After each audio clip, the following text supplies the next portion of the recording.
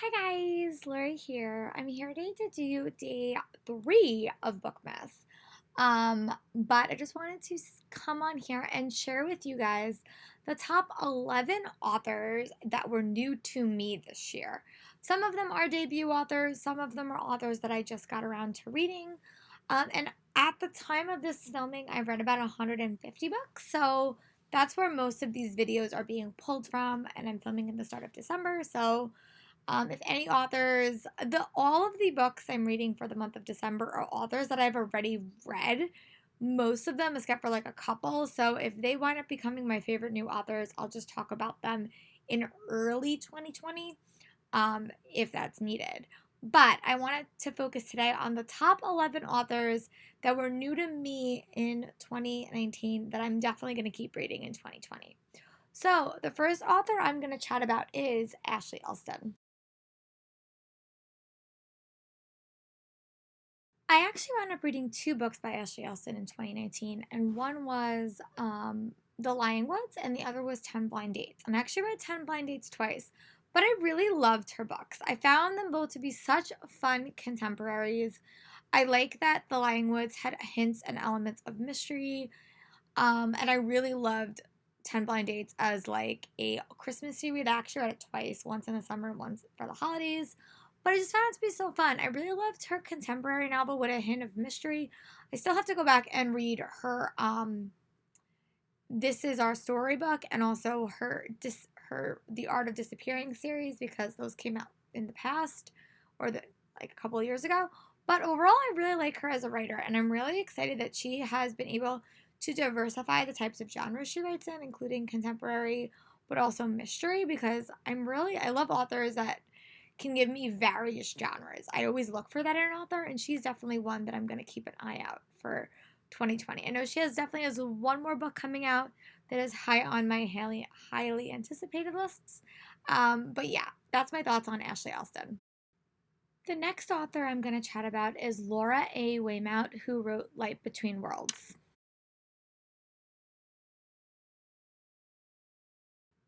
And for those that don't know, my name is actually Laura, so I always like when me and authors share a name. But I really wound up liking this book. I went in a little bit hesitant. I got this at an ARC at BEA last year, and it's basically like a mix between um, a historical fiction novel, but also like the Chronicles of Narnia.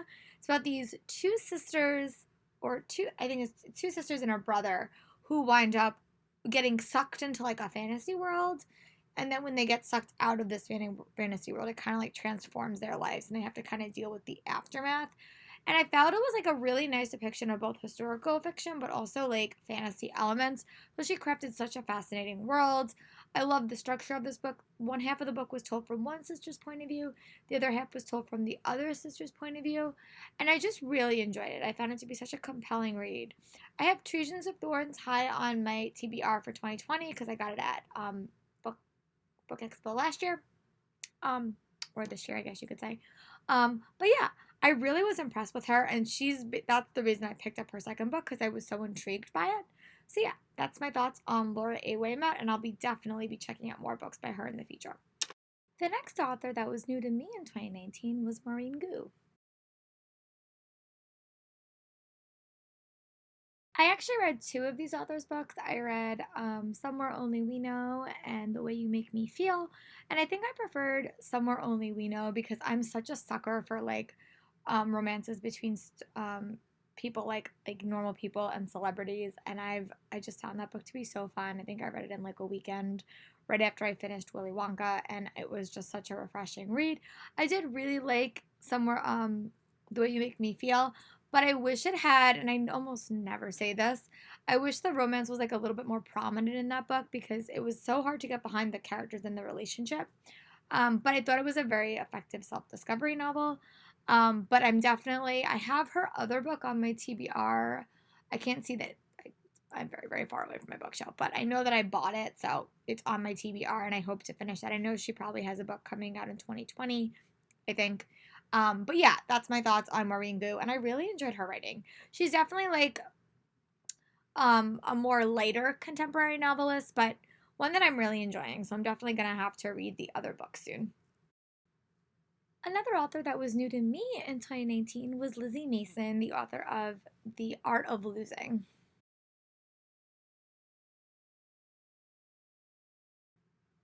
Lizzie Neeson also works as Bloomsbury at like a rep, so I've known her for a couple of years. But I wound up picking up this read and I was really impressed by it. I normally loved hard hitting emotional contemporaries like Katie McGarry is an author that writes like that. And she's definitely one that really hit that stride with me. Like, I found the book to be super interesting, super compelling. It's dealt with a lot of harder topics like alcoholism and, a lot of harder topics that aren't normally addressed in YA literature. And I just really found it interesting. I thought it was an emotional read, but one that also held a lot of elements of self discovery. And there was just a romance that I really enjoyed.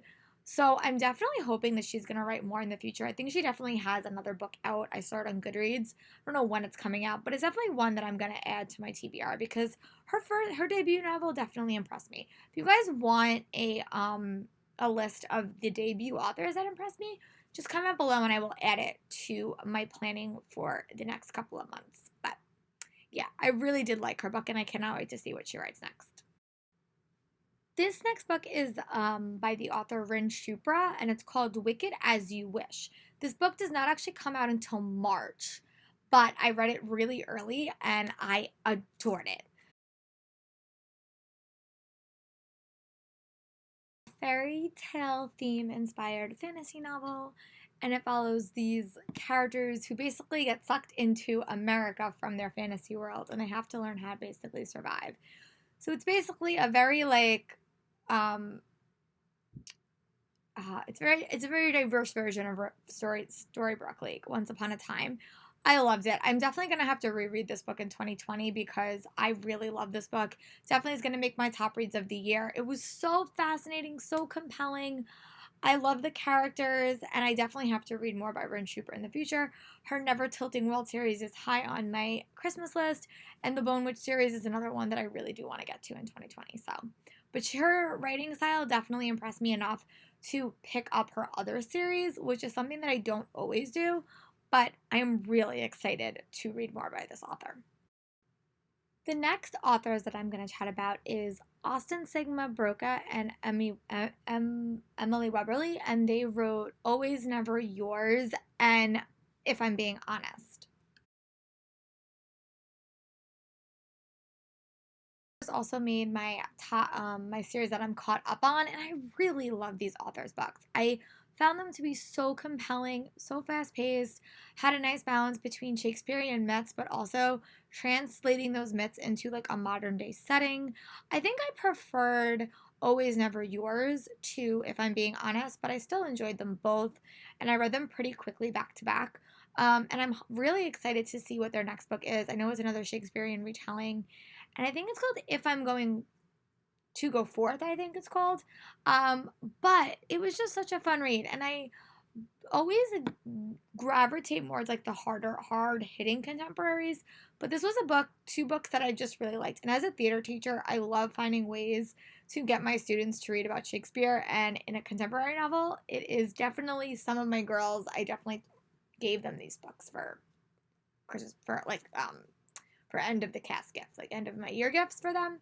But I really liked it, and I cannot wait to see what story they transform next.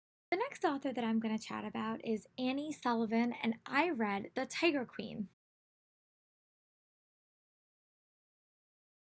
I often struggle to find authors that can write a solid standalone novel. Like, it's very challenging sometimes, I think. But Annie Sullivan did that. And the one thing I loved about this book is it had little to no magic, and it was just about a young girl, a young princess fighting to save her kingdom. And it really had more to do with her fighting ability and being the best in a ring and less about magic, which I really, really liked. I really want to read Touch of Gold. It's on my TBR for 2020, hopefully. But this book just was really nice. It was a nice standout. It was a nice standalone. And I was really impressed by it. And I really liked her writing style. So I definitely want to read more by her in the future. But it was such a fun read that I read right before school started. And it was great. The next author I'm going to chat about is Shannon Messenger for the Keeper of the Lost City series. Shannon Messenger is one of those authors that I've had her books on my shelves for a while because I had her When the Sky Breaks series on my shelves for a while and I just never got around to reading it. But I wound up picking up Keeper of the Lost Cities and I was so impressed by it. I am, as someone from the Harry Potter generation, I'm always looking for an author that can craft a world as equally as captivating as Hogwarts is. Shannon Messenger comes so close. Like, I'm just so invested in this world and in these characters, and I really cannot wait to see what happens. I was able to read Keeper of the Lost Cities, Never Seen, Keeper of the Lost Cities, Everblaze, and Keeper of the Lost Cities, Exiled, Everblaze, Never Seen. I'm about to start Lodestar, but it's just such a sweeping world, and I love authors that can craft long, complicated series because it shows me that you really are thinking about your end game, and I'm just really loving it. I have no idea what's going to happen next, but I really hope to read Lodestar over the break. I tend to read these books super fast because they're super compelling. But yeah, I'm just really liking her as an author, and I haven't read her young adult stuff yet, but I'm really impressed with her middle grade stuff, and I cannot wait to read more in her series. I cannot wait. The author I'm going to chat about is Shea Anshar, who wrote The Wicked Deep and Winterwood. It takes a lot to surprise me in like a mystery book, like a lot, because I'm normally very good at predicting them. But when I read The Wicked Deep, I literally was shocked by the ending of that book, and I loved it. I thought it was so compelling, such a fast-paced read with characters and such a creepy setting. I will say this, Shara Anshar really writes captivating settings and characters. I liked Winterwood a little bit less. I thought that the mystery was a little bit more predictable than I would like. But still, her setting and her characters and her creepy writing was so compelling. That is why she made this list. I definitely loved Wicked Deep. It's probably gonna make my top it's probably gonna be on one of my top 10 lists of the year. But I just was really impressed with her writing, and I cannot wait to see what she writes next. I'm hopeful that her next book will wow me just as much as The Wicked Deep did. But if not, I'm still so here for her settings and her characters. The last author I'm going to chat about in this book is Shelby Matterhorn, who wrote Serpent End. This was another fantasy novel that really impressed me. I love the characters, I love the world building, I love the pacing, I love how it was a historical fiction book. The pacing of this book and the world building was one that I really enjoyed. I just was so impressed by it. It was one that I was a pretty big book too, and I read through it pretty quickly. I remember I got to the ending and I was like, oh my god, I need book two. I really liked how she crafted the world and the characters. I love how it was a dual point of view book. I loved how the characters' relationship developed. It definitely was a love to hate romance that I really, really liked. I'm definitely going to be checking out book two because I need to know what happens. It was just one that really, really impressed me, and I was really happy that I was able to meet her also this year. So, those are the top 11 authors that were new to me in 2019 that I really enjoyed and will definitely keep reading them in 2020. Let me know who are some of the authors that were new to you in 2019 that you will definitely keep reading.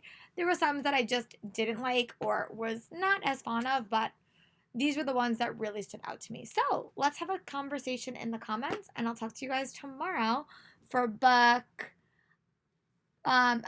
for day 4 of Vlogmas.